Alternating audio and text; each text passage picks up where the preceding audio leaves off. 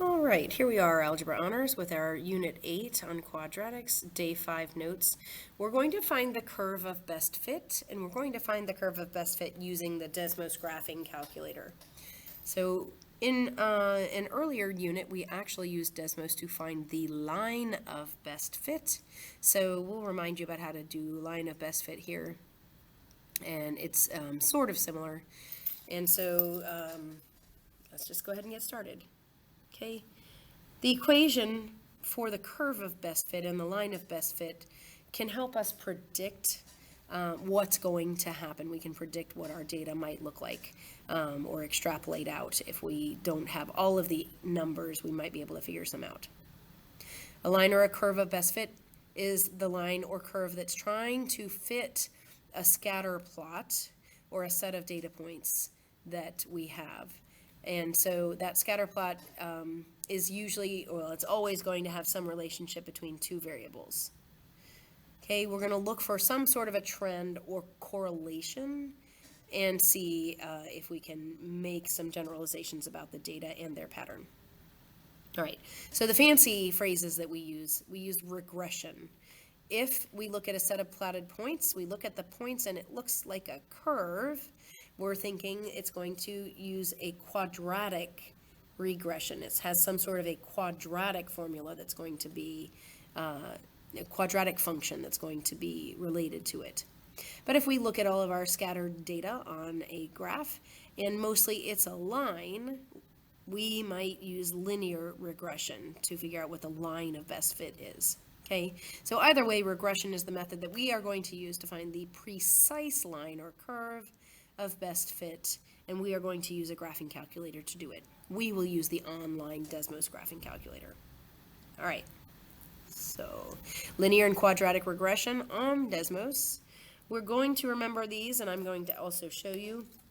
We are going to generally be entering in ordered pairs or some sort of information from a table. So we will click the plus button and select table. Okay, it's going to be in a drop-down menu, and we're going to input our data. Then we can click the magnifying glass with our plus sign to zoom in on our data points. Okay, or we can click the wrench in the top right of our Desmos, and I'll try to show you all that too. Okay.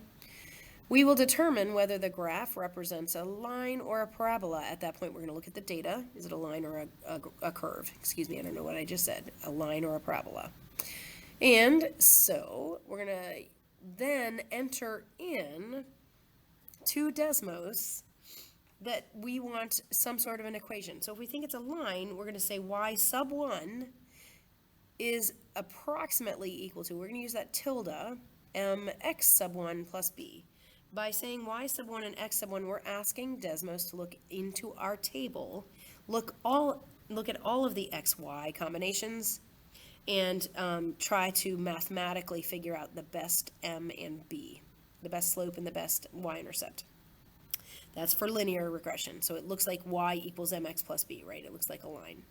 For a quadratic equation, remember that would be y equals ax squared plus bx plus c. So we're going to try to get something like that out of our quadratic regression. So we're still going to say, please look in my table at x sub 1 and y sub 1. We're going to tell it y sub 1 tilde ax squared, but we want x sub 1 squared, right? Plus b x sub 1 plus c. So then Desmos is going to give us our information. If it's a line of best fit, it's going to give us an m and a b. And if it is the curve of best fit, it's going to give us our a and our b and our c. So we can figure out what our equation would look like. All right, so we're going to start. We're going to dive in, and I'm going to go back and forth between my image here and my Desmos. Okay, find the equation for the line or curve of best fit for this data set. So you have this in front of you, but this is what I'm going to plug in, and I'm going to decide after I look at it whether it's linear or quadratic and try to come up with an equation. So here we are. Click the plus sign. You're going to add a table. I have x sub 1 and y sub 1. So you should always kind of double check your table, because if you've been messing around doing other data sets, this might have jumped to saying x sub 3, y sub 3, or something like that, and then things will be messed up. So make sure you're at x sub 1, y sub 1. I'm entering in my ordered pairs. So I have -8, -10.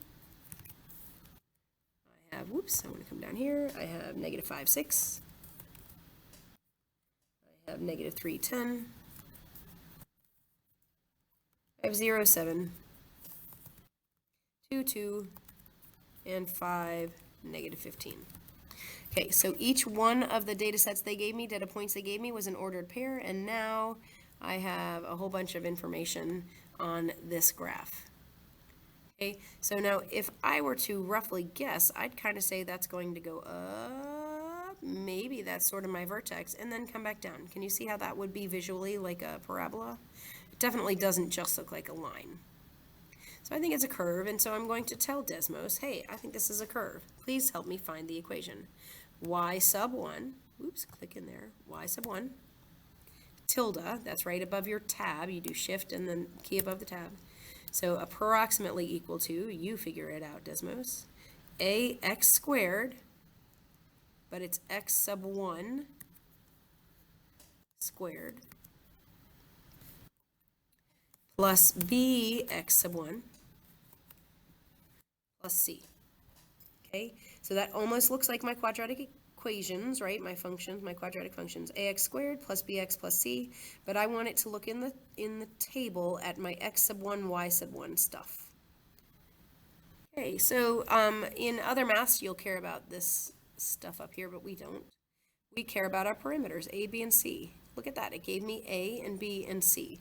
And so I'm going to first say that I know that was a quadratic, and my equation is going to be y equals -0.53 x squared, right? Because ax squared plus bx, which really is minus 2.04 x plus 8.17. So I have just written this down on my paper. I used this A, this B, this C, and I plugged it into the quadratic formula that I've got. And I put it right here. Y equals -0.53. That was the A they gave me, but I shortened it, right? X squared minus 2.04. That was the B they gave me, X, plus 8.17. Okay, and since it looked like a parabola to me, that's why I said this was a quadratic, and it does make sense. My parabola looked like it was opening upside down, and so I'm glad I have a negative number to start with. Okay, let me see if I can get one more done, and then I'm going to have to pause our video because I'm sure we're going to have some announcements coming in here shortly. Okay, so I'm going to use these ordered pairs. So I'm going to have to clear out the table that I already put in, and I'm going to put this set of ordered pairs in myself. Okay, so we're clicking back over to Desmos. I'm going to click X here to get rid of that, and I'm just going to click X there. Okay, now watch, because I'm going to add a table. So plus, add a table, X sub 1, Y sub 1. I'm glad, because I wanted to make sure that it said sub 1 and sub 1. All right, my ordered pairs. I'm going to pause while I just enter them in so you don't have to watch me enter all those numbers. Okay, and with the magic of Desmos, I now have -5, -100, -3, -50, -2, -35, 1, 10, 4, 40, and 850. And I'm going to try clicking my Zoom Fit button. And, ooh, that's looking like a line to me. I'm going to move this guy over. Well, no, actually, we've got, it looks like a really wide parabola. What do you think? But it could be a line. We have to make a decision here.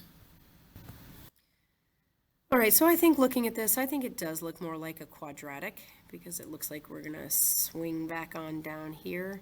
Most of the time it's going to be maybe a little bit more obvious, but we're going to call this a quadratic. So if it's a quadratic, then again, I want to tell Desmos to look at my table, so it has to look at the x sub 1 and the y sub 1. I'm going to say y sub 1, tilde. This time I want to say a x sub 1 squared plus b x sub 1 plus c. So if you, oh, and look at that, that's lovely, right? That looks like it's lining up nicely with my points. So don't forget that you need y sub 1 and you need x sub 1, and then you need x sub 1 again, okay? So here we go. I don't care about the statistics, but I do care about this a and this b and this c. So I'm going to write down my a and my b and my c on my paper, and that's going to be my equation. So I'm going to put y equals negative 0.99x squared plus 14.35x minus 1.74, because I went ahead and rounded to the nearest hundredth. So that puts me here, and that's what I'm going to say is my equation. Okay, so I'm going to stop our video here, and we'll have a second video to do the other side of these notes. Thanks for watching.